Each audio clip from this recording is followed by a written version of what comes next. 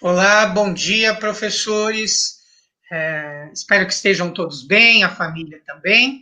Hoje, o nosso ATPC vai falar sobre práticas educativas na educação científica. E, para isso, nós trouxemos alguns convidados.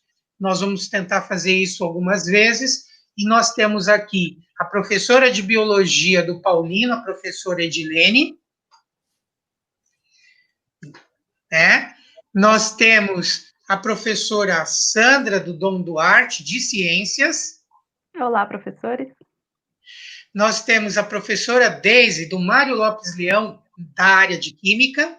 Bom dia, pessoal. E o professor Anderson, de Física, do Heitor Villa-Lobos. Bom dia, pessoal. Bom dia a todos os professores. Hoje, nós vamos trabalhar com essa proposta e nós vamos dar início à nossa apresentação aqui.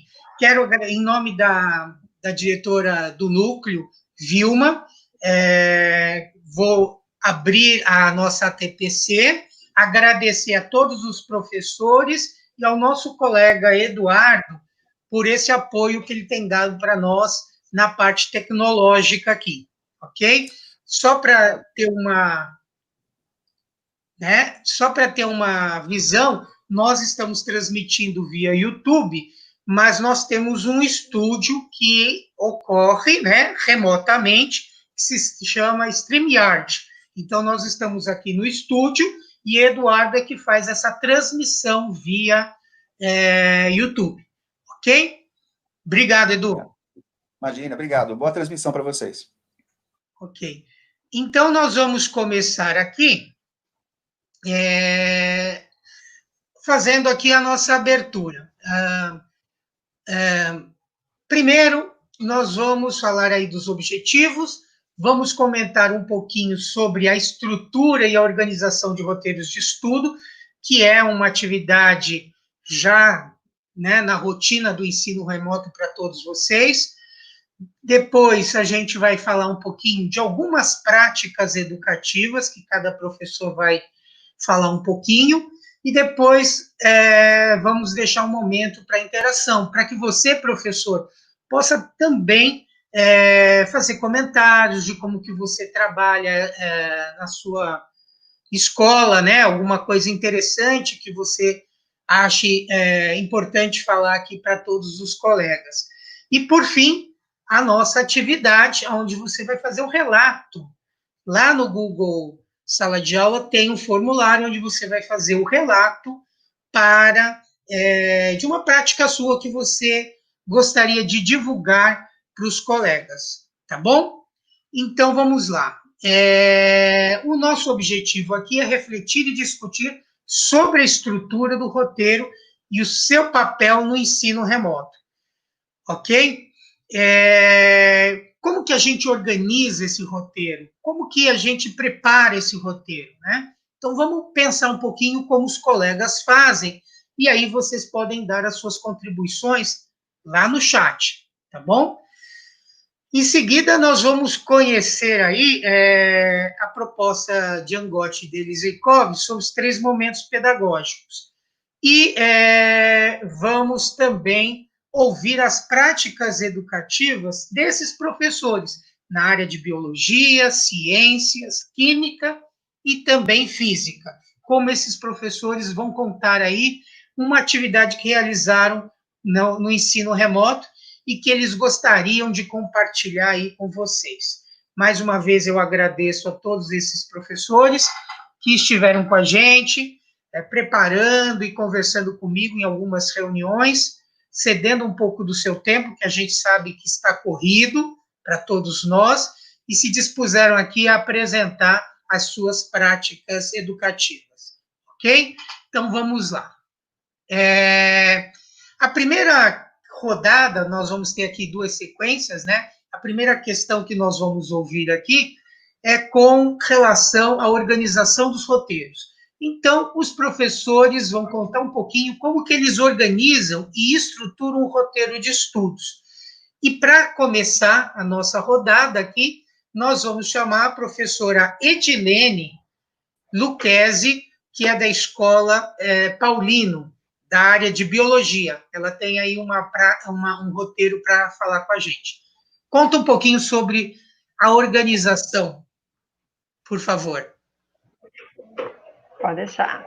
Bom dia, pessoal. Prazer estar aqui de novo com vocês. Espero poder colaborar um pouquinho com a minha forma de trabalho aí, dar algumas dicas, né? Bom, quando eu estabeleço montar a aula, né, montar um roteiro de aula para os alunos, eu penso muito na compreensão que eles vão ter na hora que eles estiverem lendo, né, o roteiro. Então, eu tento pôr as informações o mais claro possível para que eles possam compreender o que tem que ser feito, onde eles têm que chegar, qual o objetivo para que eles têm que atingir, né? Então, eu costumo colocar lá sempre nessa ordem que está no slide, né? A que série que representa o roteiro, o tema que vai ser trabalhado naquela aula, as habilidades que serão trabalhadas dentro desse roteiro, os conteúdos, para eles tomarem ciência do que vai ser trabalhado dentro da aula. E o que eu acho mais importante de tudo é a orientação, porque através da orientação, o aluno vai saber o passo a passo que ele tem que seguir para poder fazer a aula, né? Então, eu costumo detalhar o máximo possível nas orientações o que eles têm que fazer, né?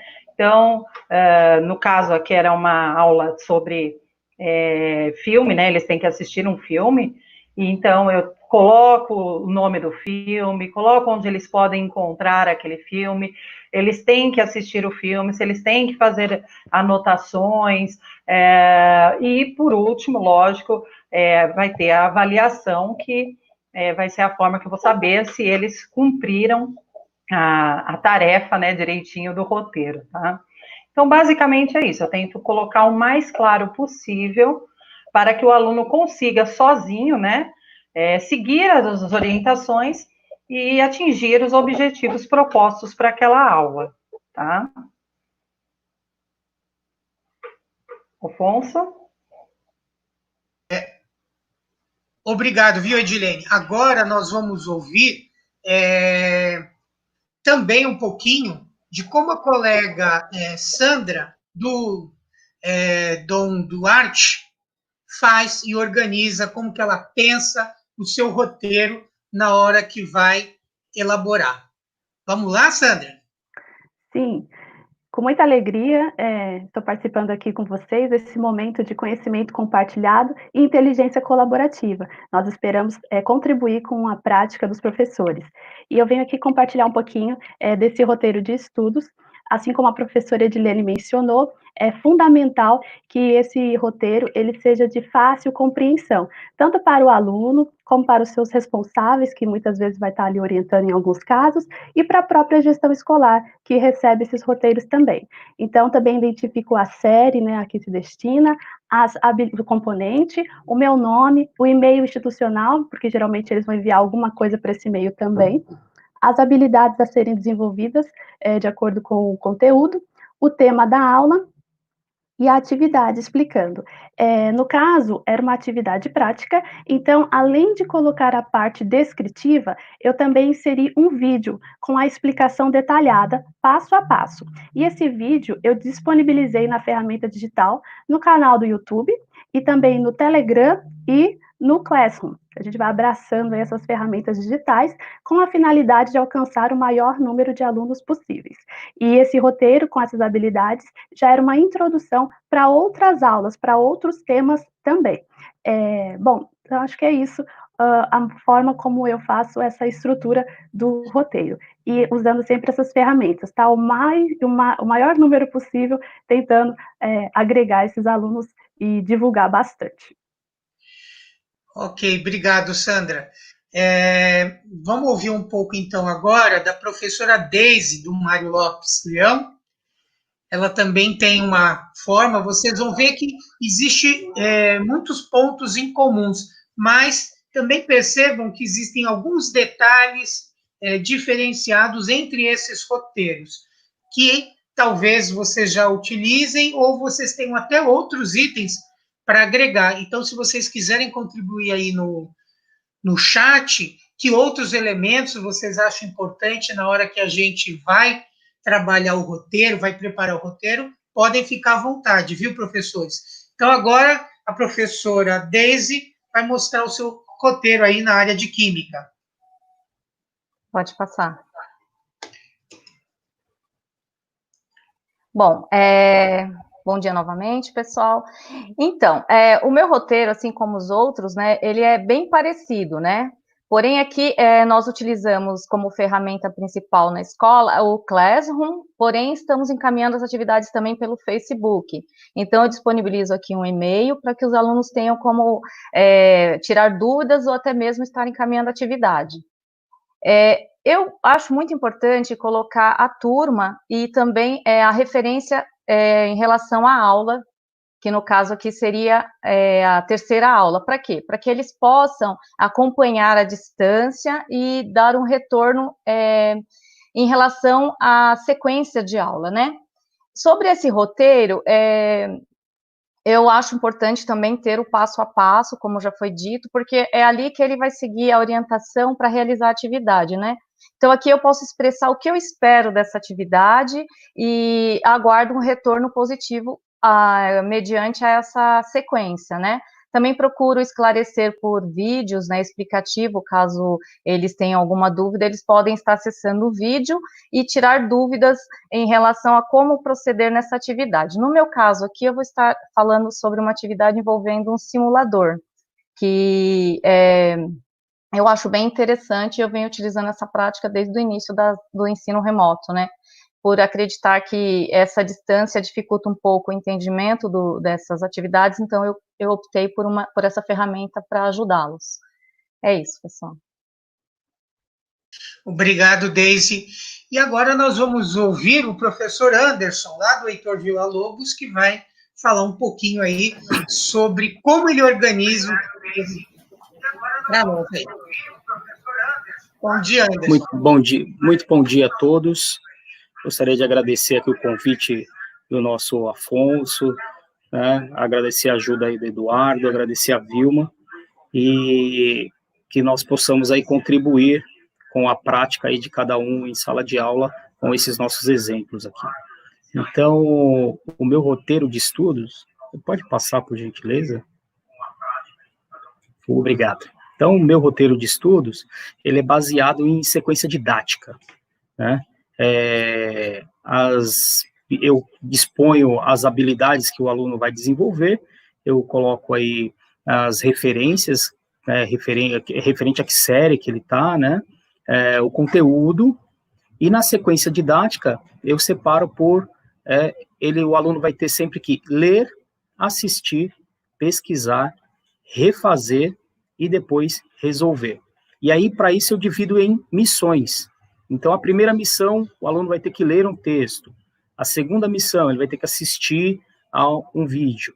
A terceira missão, ele vai ter que me retornar, né, alguns links ou algumas pesquisas que ele vai desenvolver a respeito do vídeo que ele acabou de assistir, né? A quarta missão, ele vai para o refazer, então eu sempre coloco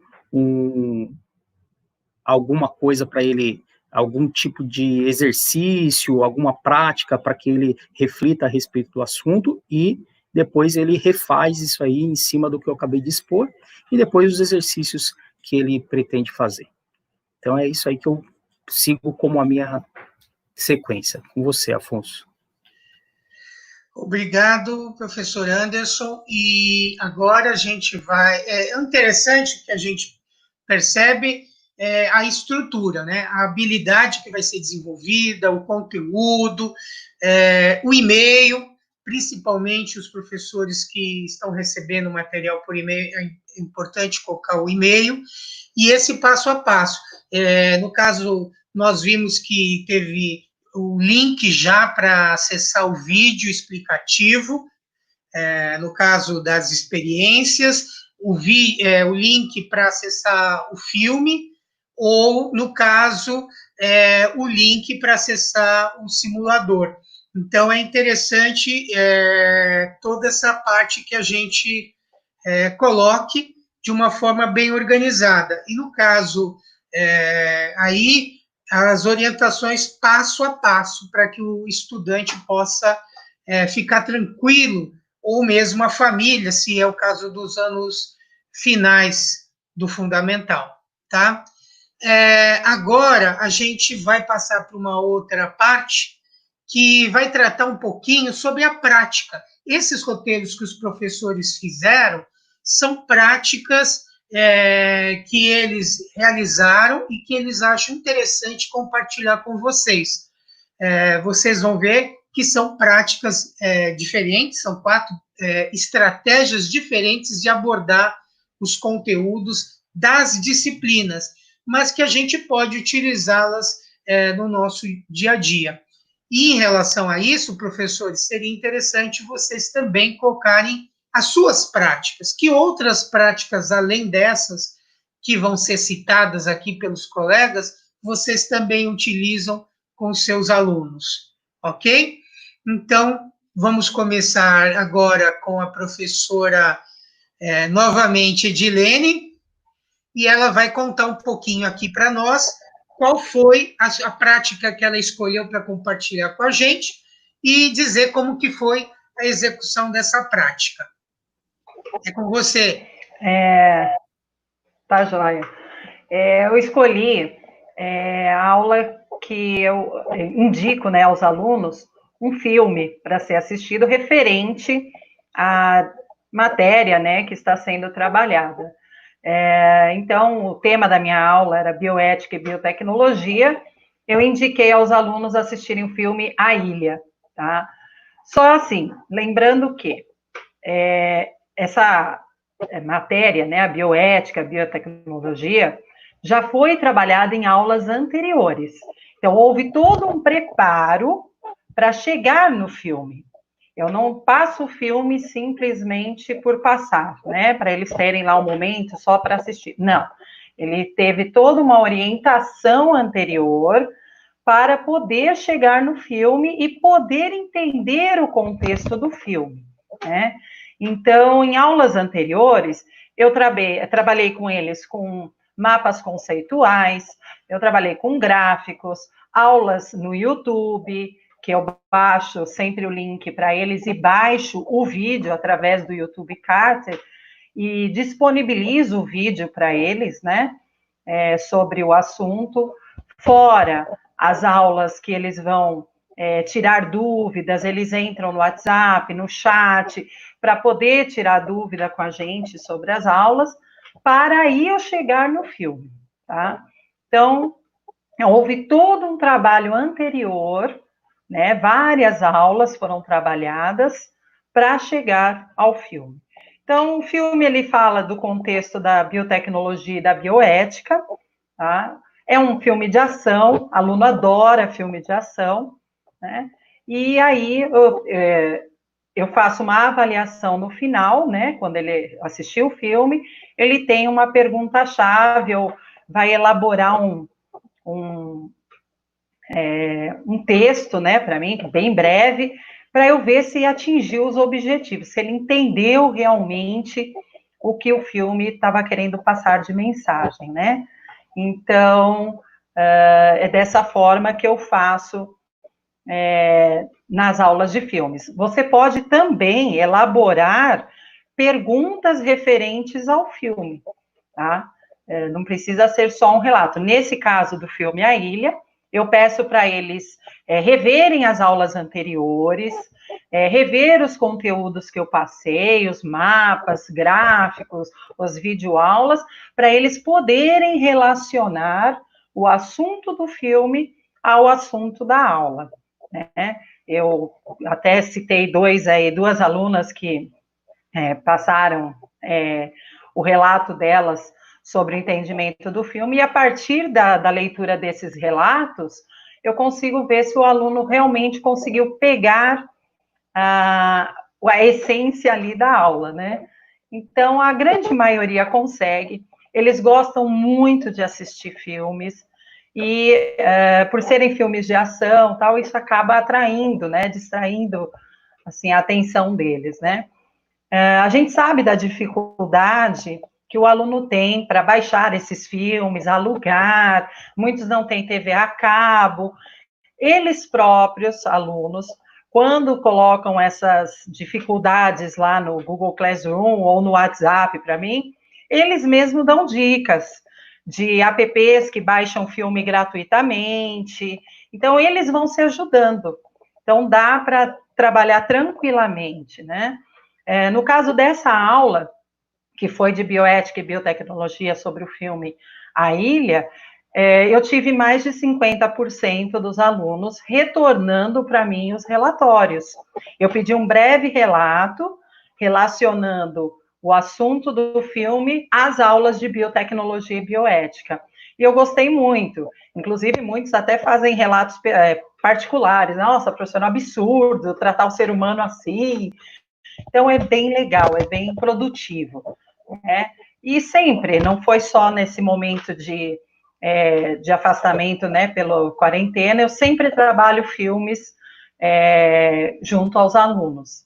Então, depois eu posso ver, de colocar lá no Google Classroom, algumas indicações de filmes que eu acho pertinente aos assuntos que trabalham em todas as séries aí, primeiro, segundo e terceiros anos, tá? Fora documentários, videoaulas do YouTube, são bem bacanas e bem produtivas. Então. Edilene, eu acho interessante essa questão dos vídeos, né? Eu também utilizei bastante vídeos, desde os anos, porque eu dei aula para o 6º ano, então eu gostava de utilizar, e às vezes desenhos animados, que eu sabia que eles já tinham assistido, para trazer e a gente conversar com eles aí sobre essa parte. E eles gostam muito. E isso que você falou é bem interessante. Na hora que você deixa o relato, porque nós podemos fazer um relato, questões sobre o filme, né? E guiar o nosso estudante para os conteúdos que a gente onde você quer chegar. Mas também podemos deixar aberto para saber se ele conseguiu estabelecer a relação entre aquilo que você explicou nas aulas anteriores e o filme que está sendo para fechar esse momento de atividade, não é? Aí é que entra o roteiro, né? Se o aluno lê o roteiro direitinho, ele sabe do que vai se tratar o filme. Né? Sabe que vai ser sobre a biotecnologia, a bioética, então ele tem que se atentar a esses assuntos que já foram trabalhados em aulas anteriores. Né? Então, não é fazer o relatório por fazer ou contar o que aconteceu no filme. Eles sabem, lá na minha pergunta-chave, eu peço a eles, relacione os assuntos trabalhados, né, sobre bioética, biotecnologia, com o contexto do filme, né? Então, eles conseguem, na grande maioria, fazer esse link, né? Fazer essa ligação. É bem legal. Que bom. Obrigado, Edilene. Parabéns aí pela atividade. Agora nós vamos chamar a colega Sandra, de Ciências, lá do Dom Duarte, e agora ela vai fazer um relato que não é mais com filme, né, Sandra? Qual é a sua estratégia para trabalhar o assunto? É com você, Sandra. A minha estratégia foi o experimento mediado por tecnologia. Antes do momento aí do distanciamento, isolamento social, nós fazíamos em sala de aula um experimento por semana. E quando, né, nos vimos nessa situação, pensei, e agora, como é que vamos fazer com os nossos experimentos, com as nossas aulas práticas? Então, este é o segundo experimento, depois desse momento da pandemia, né, que eu propus para os alunos. E, então, sempre pensando em experimentos de baixo custo, para o aluno usar coisas que ele tenha fácil acesso, de repente na própria casa, como é o caso desse daqui. O tema da aula foi sobre o desenvolvimento da raiz da cebola, e foi uma aula para introduzir os conceitos que a gente viu depois sobre os processos reprodutivos dos vegetais, e também uma aula que a gente ainda vai chegar lá, que é sobre as transformações da puberdade, porque a gente está falando de um tema sobre desenvolvimento. Então, no vídeo explicativo que constava lá no nosso roteiro de estudos, eu expliquei os materiais que eles iam usar e o procedimento. Então, nessa primeira foto aí, por exemplo, eles tinham que compreender que para essa cebola ficar apoiada no copo, era interessante colocar esses palitos, né, para ela ficar apoiadinha no copo e não mergulhar diretamente da água. Expliquei que eles deveriam cortar a cebola e prestar atenção, porque a parte em contato com a água tinha que ser justamente aquela que fica toda sequinha, né, que é a raiz, ela fica bem sequinha ali quando a gente compra a cebola no mercado, na feira, enfim. Então, eles já tinham essa estrutura de materiais e procedimentos. E ali foi explicado também que eles deveriam acompanhar esse experimento durante 8 ou 10 dias, eu deixei para eles 10 dias, né? E enquanto eles faziam na casa deles, eu fui fazendo na minha também. Tanto é que depois de alguns dias eu percebi que a água já estava escurecendo demais, e aí eu atualizei uma informação pelo Telegram e no Classroom, dizendo que eles podiam trocar água. Eles ficaram até felizes, né? Ai, professora, que bom, porque estava muito escuro, né? Falei, não, pode trocar água a cada 2, 3 dias. E o que mais que eles tinham que fazer? Eles tinham que acompanhar o desenvolvimento da raiz. Como que foi isso? Para medir a raiz, eles tinham que usar um pedaço de linha, e a cada 2 ou 3 dias eles tinham que aproximar essa linha da raiz, de preferência a maior parte ali que já estava crescendo, se desenvolvendo mais rápido. Media ali, segurava essa linha e ia para uma régua. Na régua, ele ia ter lá quantos centímetros a raiz dele havia crescido. E ele tinha que registrar isso. Por quê? Depois de alguns dias, eu disponibilizei para eles o formulário, né? Eu usei o Forms, e nesse formulário tinha questões tanto de retomada de conteúdos, como, por exemplo, a importância da água, o reino dos seres vivos, a questão do reino das plantas, e também as perguntas sobre quanto que a raiz cresceu depois de 4 dias, ou depois de 5 dias, depois do 8º dia, e eles tinham que fazer esse registro também. Outra questão que eu coloquei foi sobre o desenvolvimento, né? Será que essa plantinha, né, a cebola raiz, ela ia continuar se desenvolvendo somente na água? Né? E aí os alunos tinham que refletir, só a água é o suficiente para essa raiz continuar se desenvolvendo? Alguns levantaram a questão, não, vai faltar nutrientes, precisa do solo. Também fiz uma questão aberta para eles sobre o que a planta precisa e o que ele precisa para desenvolver. E achei interessante que muitos alunos colocaram que eles precisam para desenvolver da escola. Eles precisam de estudo, eles colocaram, muitos falaram sobre alimentação, sobre o sol, e alguns colocaram, assim, que eles precisam de conhecimento, eles precisam de uma boa educação e eles precisam da escola. Então, sim, alguns sentem muita falta, tá? O que mais que nós fizemos? Depois desse formulário ele foi enviado, e a foto eu pedi para eles enviarem através do meu e-mail institucional, por isso que aparecia lá no roteiro, tá? Essas fotos também eles me enviaram pelo próprio Telegram e também pelo Instagram. E aí, como é que aconteceu essa devolutiva, né? Eu juntei essas fotos que eles me enviaram, e aí eu fiz uma postagem no Instagram chamada @na_aula_de_ciências, e eles ficaram felizes, né, de ver ali a atividade deles, alguns pais retornaram, agradecendo, e uma dúvida surgiu, o que fazer com o experimento depois, que eles já tinham entregado o relatório? E aí nós vimos que nessas fotos, por exemplo, algumas outras partes se desenvolveram, e essa era uma das questões também. Outra estrutura além da raiz se desenvolveu, e algumas cebolinhas, né, cresceram aí para cima, cresceram bastante, desenvolveram mais. E aí eu dei a sugestão do seguinte, eles agora, a cebola era deles, não precisava me levar quando as aulas retornassem, e eles poderiam plantá-la em terra. E eles me mandaram de novo informações e até fotos, como está aí no registro, de, professora, eu vou plantar na horta do meu avô.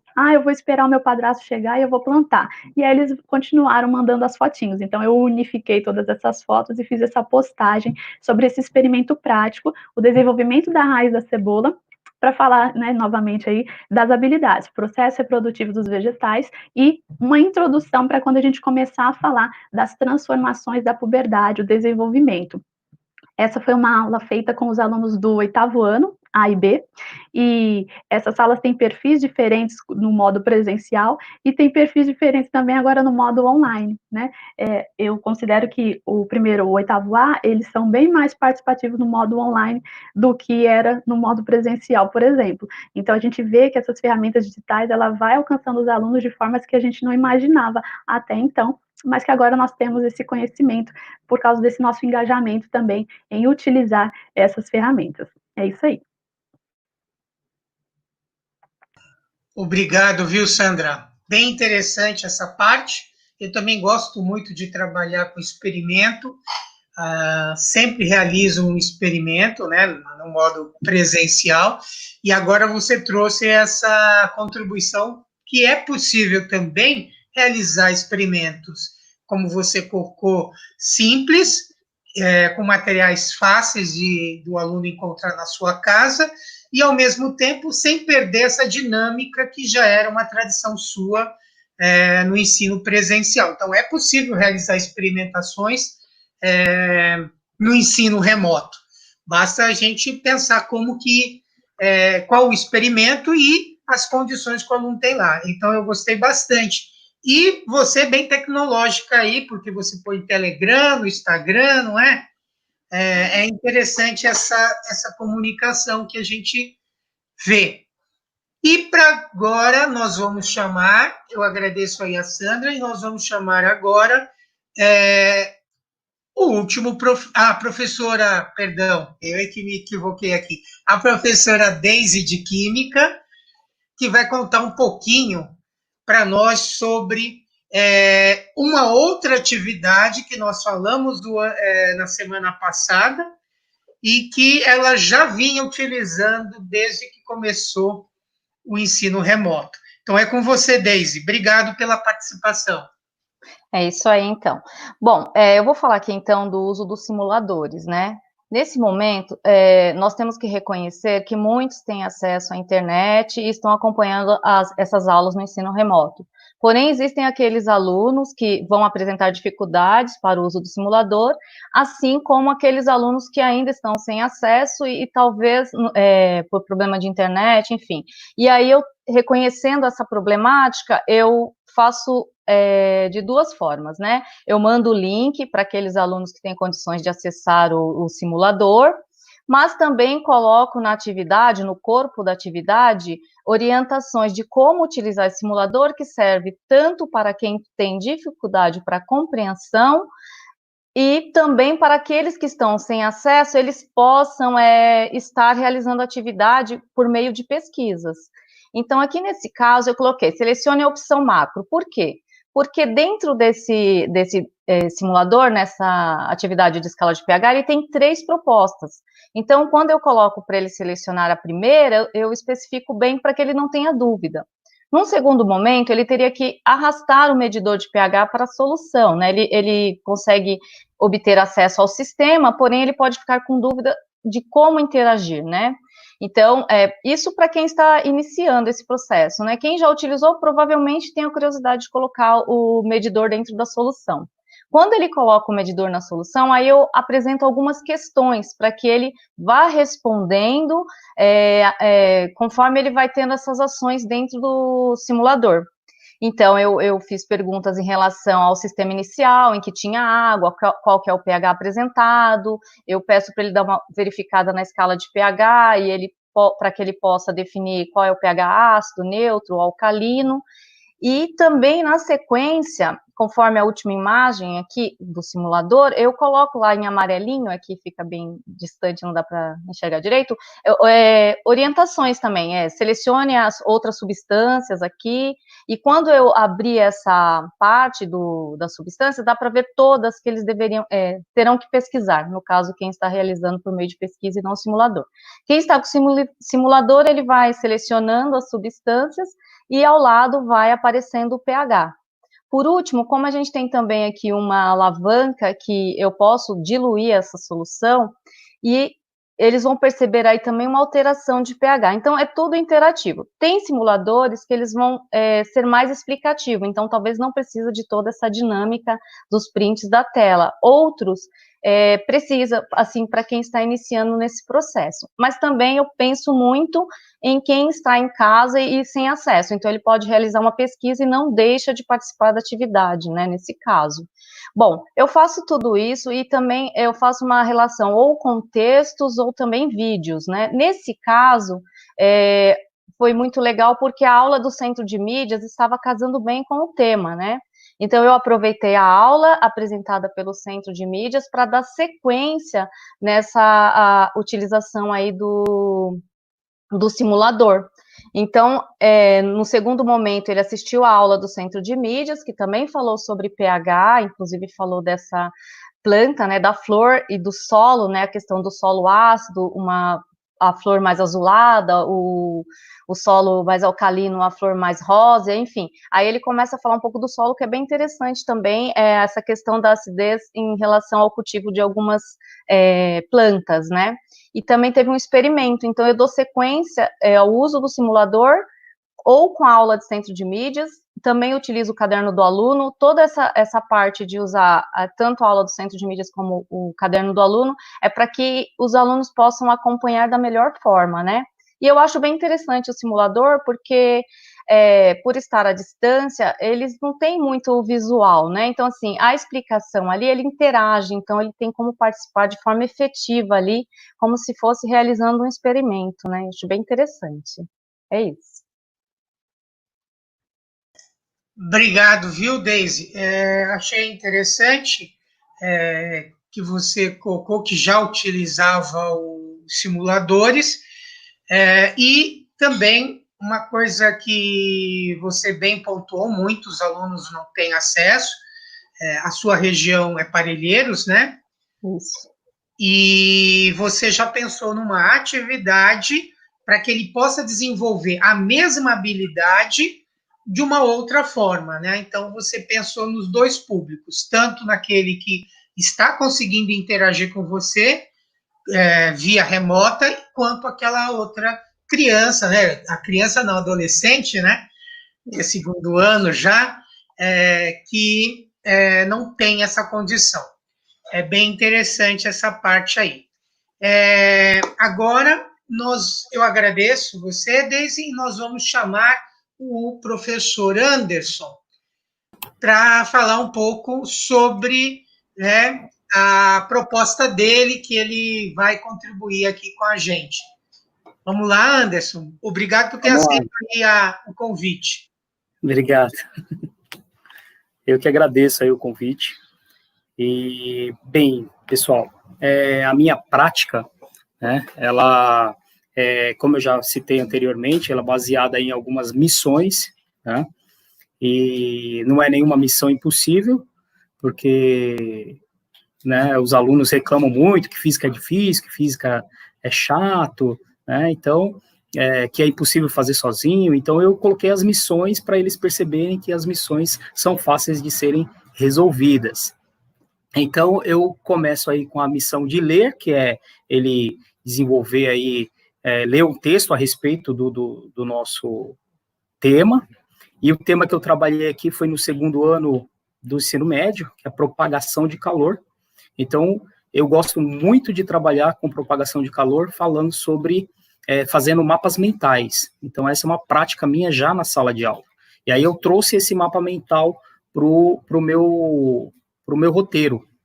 E nesse mapa mental eu faço eu faço um desenho no centro, né, para chamar a atenção do aluno, e coloco o resumo nesse mapa mental do tema. Então ele vai falar sobre o quê? Sobre calor sensível, sobre calor latente, sobre, né, dilatação térmica, tal, e coloco, né, o tema em si, que é o fundamental, que é a propagação de calor, condução, convecção e radiação. Posteriormente, eu coloco um link para que o aluno assista uma aula, né? Essa aula, muitas vezes, está linkada numa aula genérica da internet ou linkada no meu canal, porque quando os alunos têm muita dúvida ou encontram muita dificuldade, eu preparo uma aula e coloco no meu canal aí, que é o Pirados por Ciência. Então, eu tenho um canal aí que ele surgiu nesse período de pandemia, ele não tinha um canal aí no comecinho de março, aí eu criei um canal, que foi o primeiro contato que eu tive com os alunos, foi através do canal. Então, eu disponibilizo todo esse material para eles no Classroom, e a escola tem uma grande parceria, porque ela faz kits para os alunos que não têm acesso à internet, não tem essa dificuldade de acessar, né, a plataforma, não tem o contato desses alunos, então a escola disponibiliza kits com o material da semana. Então, os alunos podem retirar lá na própria escola esses meus roteiros. Então, nenhum aluno fica sem atividade, né? Posteriormente, após essa pesquisa de campo, acessar o site, ou acessar o meu canal, ou acessar a internet para procurar isso daí, o aluno ele tem que procurar algumas aulas referentes, alguns temas referentes a esse assunto que eu acabei de expor, justamente para que ele tenha uma segunda visão daquele assunto. Então, ele vai ter, né, uma ideia no geral, que é a que eu exponho, e depois ele vai tentar se aprofundar, tentar procurar alguma coisa relacionada a isso e me retornar. Então, ele vai pôr lá o link que ele pesquisou, ele vai pôr a pesquisa que ele fez, enfim, né? E na quarta missão, é o fazer e refazer, que eu chamo, né?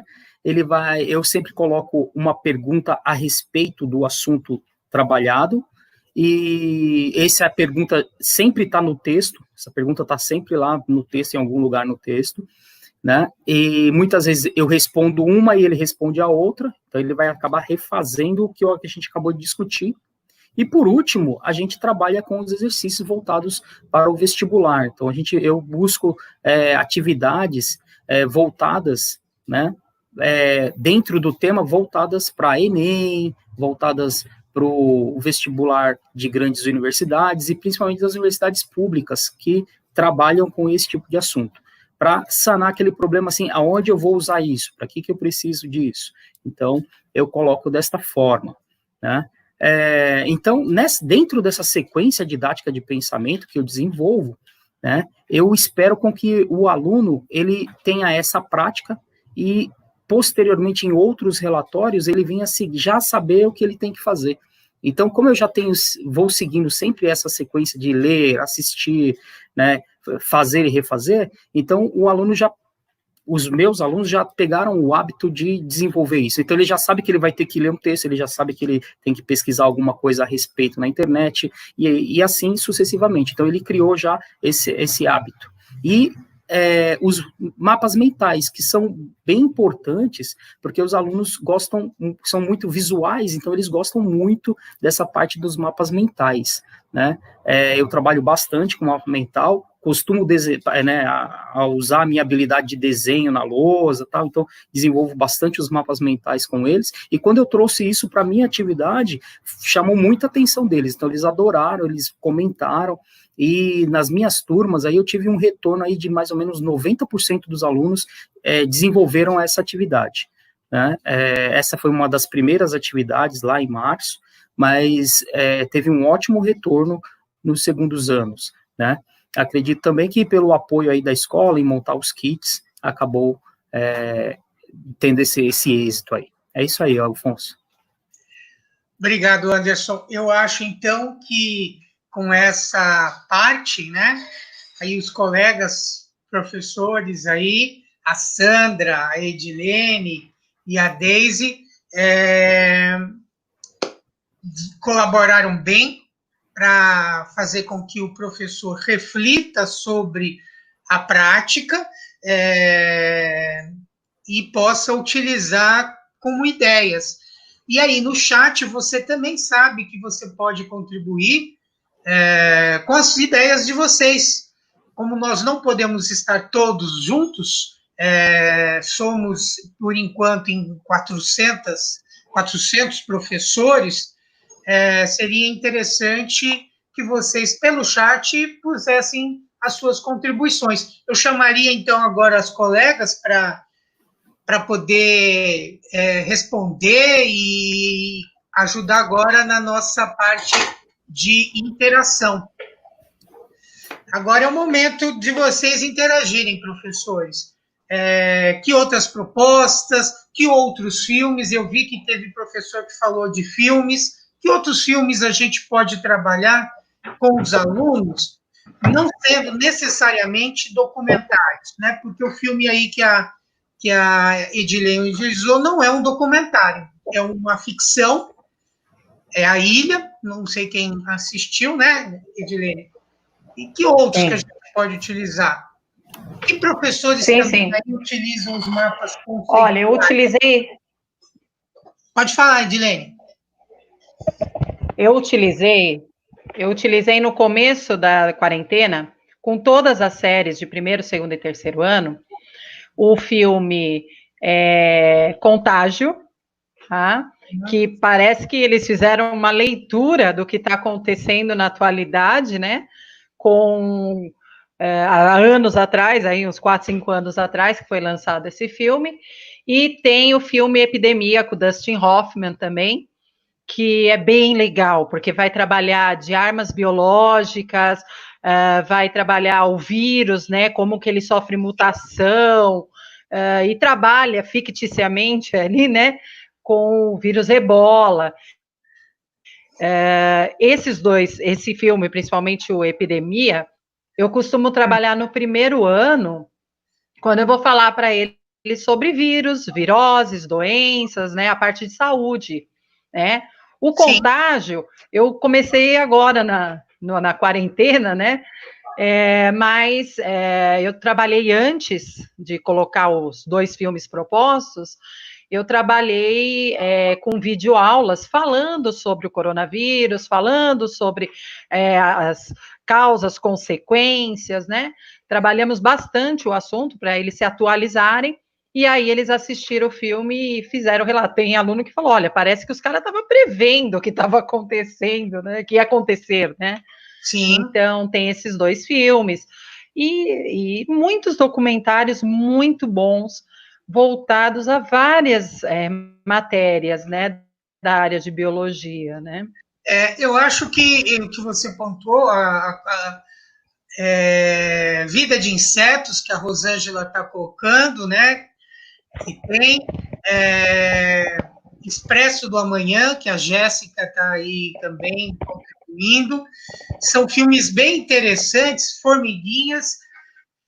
Eu também utilizei A Era do Gelo, nós podemos utilizar também Procurando Nemo, se você está trabalhando mais com o sexto ano, porque você ensino fundamental, isso. Né? São filmes, e o Blade Runner, não sei, né, já é um filme antigo, mas da minha época, que foi bem interessante para a gente trabalhar. O Cristiano está contribuindo aqui com O Óleo de Lourenço. Nossa, é muito bom esse filme. O Óleo de Lourenço é maravilhoso. Ele discute os bastidores da ciência, né? Aquela disputa de ego entre os cientistas, e não muito focado na saúde humana, né? Então, achei bem interessante, uma verdade inconveniente para trabalhar a questão do meio ambiente, principalmente do efeito estufa, não é? Tem a questão que, nesse do Óleo de Lourenço, eu achei legal, porque quem descobre mesmo é o pai da criança que arrisca a vida do filho para poder resolver e tentar curar a criança, né? Aqui o Antônio Carreira está colocando O Menino que Descobriu o Vento, também ótimo filme, não é? Pode até ser trabalhado lá na questão eu acho que atmosférica, não é? Eu acho que a gente pode trabalhar não só na biologia com filmes, mas também nas outras disciplinas, né? Principalmente na física, ultimamente tem saído muitos filmes relacionados à gravitação, a espaço. Isso. O próprio O Menino que Descobriu o Vento trabalha com energia, né? Fontes de energia, que é um tema do nosso caderninho aí. E eu trabalho bastante com contexto histórico, história da ciência, então a gente tem aí a teoria do tudo, a gente tem em física várias contribuições dentro dessa área de filmes. Então, acho que dá para trabalhar não só na biologia, mas em toda a ciência num todo, né? Física, química, bastante interessante. Alguém tem mais uma contribuição aí das colegas para um filme? Então, agora vamos para outra parte. Também foi discutido aqui a experimentação, né? Na experimentação, esse trabalho que foi desenvolvido pela Sandra, eu vi que teve uma colega que falou que também trabalha a experimentação com o feijão, que é possível também, né? A professora de ciência citou a questão do feijão. Podemos trabalhar também com a questão do repolho roxo, se for química, né, Deise? Isso. Ela até menciona isso lá no roteiro, não foi isso? A parte experimental, os alunos, assim, eles gostam muito, né? Na sala de aula, apesar das dificuldades, a falta de alguns recursos, a gente consegue desenvolver bem, né? Nesse momento, assim, devido a esse distanciamento social, essa questão toda de não poder ficar saindo, assim, eu ainda não solicitei nenhuma atividade relacionada ao experimento, porque eu tenho esse receio, né, e esse cuidado de que eles realmente tenham esse material em casa, né? Mas, no geral, eles são muito participativos, é bem visto que, quando trata-se de atividade experimental, os alunos, independente da sua forma de atuação em sala de aula, eles gostam muito, né? Eles se tornam outras pessoas, né?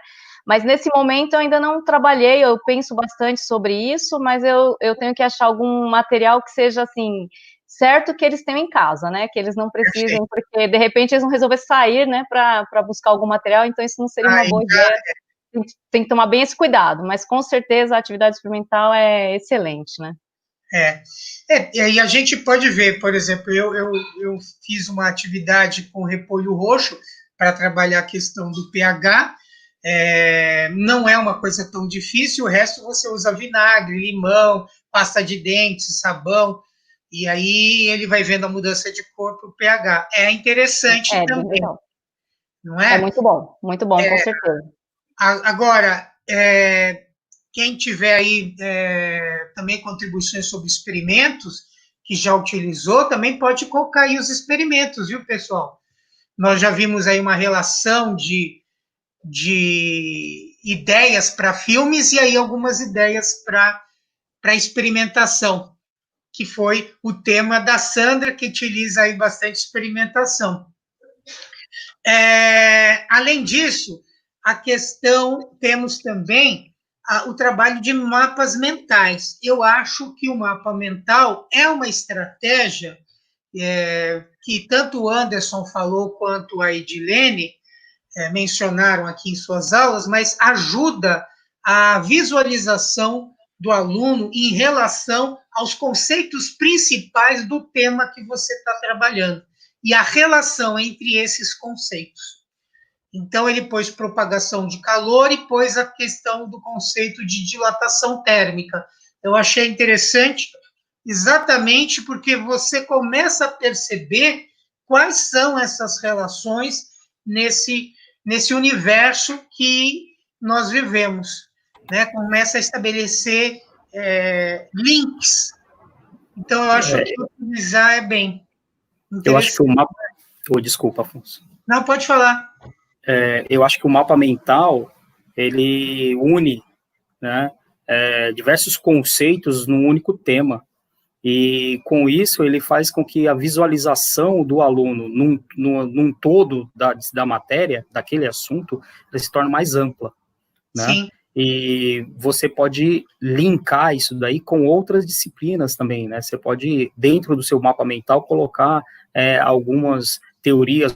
Quando eu falo, por exemplo, de máquinas térmicas, eu cito a Revolução Industrial, eu cito, né, passagens da Revolução Industrial que fazem parte da história, mas estão ligados diretamente à ciência. Então, uma forma de você aumentar, né, essa visão do aluno dentro de um único tema. Acho bem interessante a gente trabalhar aí com esses mapas mentais, independente se você tem ou não a habilidade do desenho, a habilidade de fazer o desenho, né?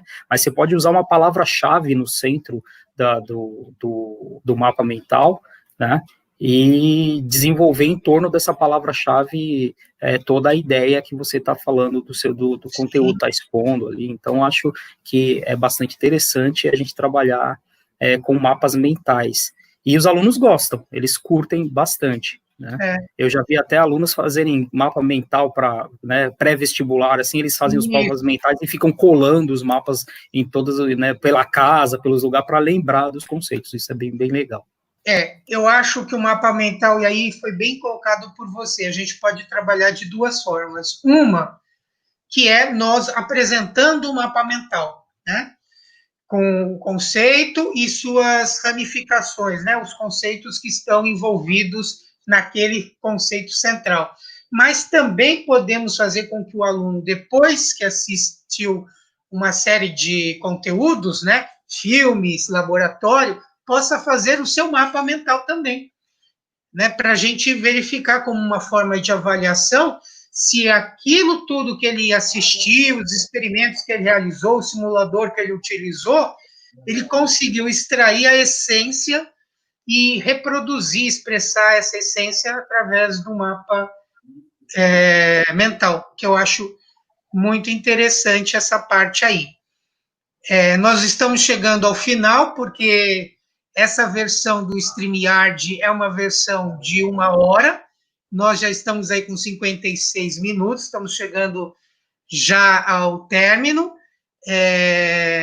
da nossa ATPC.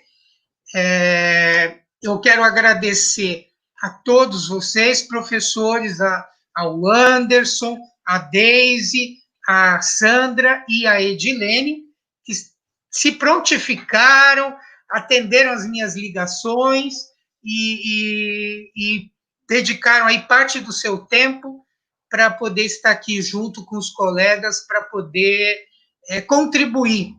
Né? Acredito que os colegas estejam aí também nessa situação, muitos já façam e utilizem essas ferramentas aí. Então, eu quero agradecer a vocês, agradecer aos colegas que estão nos assistindo, que também cederam aí seu tempo nessa TPC. Aos colegas que estão nos assistindo, que também cederam aí seu tempo nessa TPC. Aos colegas que estão nos assistindo. Nós temos aí algum coelho não é? Agradecer a vocês, professores, que nos prestigiaram assistindo esse ATPC, e informá-los do seguinte: nós temos 2 links, um link de presença,